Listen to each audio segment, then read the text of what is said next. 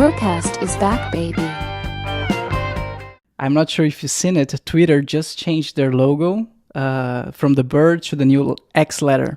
Some people are selling their smartphones on eBay with the bird, the old logo, for I don't know $6,000 or something, because it's like a premium thing now. No one has the bird logo. So I know a lot of people like that. For example, I also have a friend. He used to have this Maps app. So he used to go travel anywhere in the world. I think it's just called Maps, the thing. And you could just download the maps of a region. And that was it. It was the best thing in the world. He could use those maps offline. They didn't require any data. And one day, out of nowhere, after years working like that, they just updated automatically their app. And it's now a subscription service. Oh, And in order to download the maps offline, you need to pay for it. So I can understand why some people don't like the automatic update. yeah, but that's special cases, I would say. And also, Google Maps, I think it also has this for free downloading some regions. So I had this also earlier when you had this, but this is, I think, 10 years ago or so, when Google Maps was not what it is today. You have this really navigation applications, which I don't need anymore now. I just use Google Maps or Apple Maps, something like this. And I think they have built in all the features right now, which, yeah. But yeah, it's the internet is weird. So spending $6,000 on a phone with the old icon on it, I think it's possible when you have the install file to replace it manually, and you will have it on your phone still with the old logo when you hack something together. But yeah, people are crazy, maybe too rich. I don't know why someone would do that. People used to do the same. Do you remember Flappy Bird? Yeah, I remembered the same. Yeah, I would say, yeah, when it was banned from the store. So what was it? Why was it banished?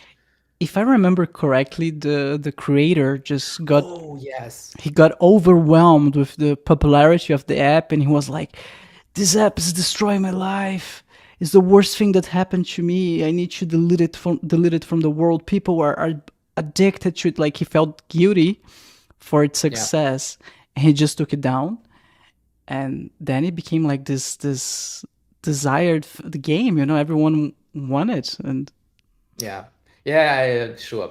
I knew. Yeah, now I remember it correctly. Yeah, it was. Yeah, he said it was too much pressure, and people are writing to me and complaining about the game, or even yeah, too much publicity for a shy programmer, I would say. But yeah, I think it was the same with spending so much time. But also on this time, I could not understand it because the application was downloadable on the website or on the internet, so you could get it.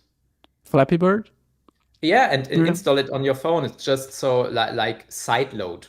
It's called. You go on the website, just download the installation application, and then you could install it for Android. I don't know how it was for iOS. Maybe there is nothing like that.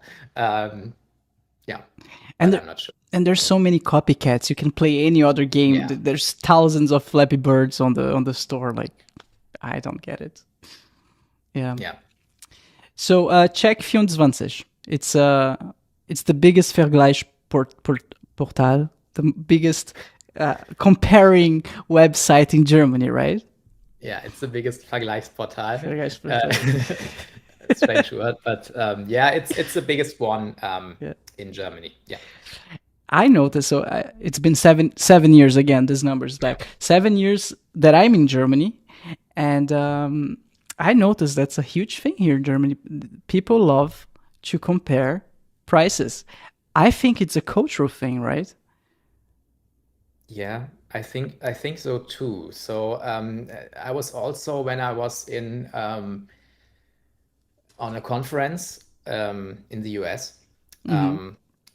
I was also so I was there yeah for my company, for example, and they also ask me, okay, what are you doing at Check24? And even the name Check24, they just say, okay, why don't you have a normal name? What's the 24 in it? And something like this. But this also was, I think, a German thing from the big time of the internet, so the late 90s, early 2000s, where you have to extend it to get the URL. I think Czech was already taken. So what do you say?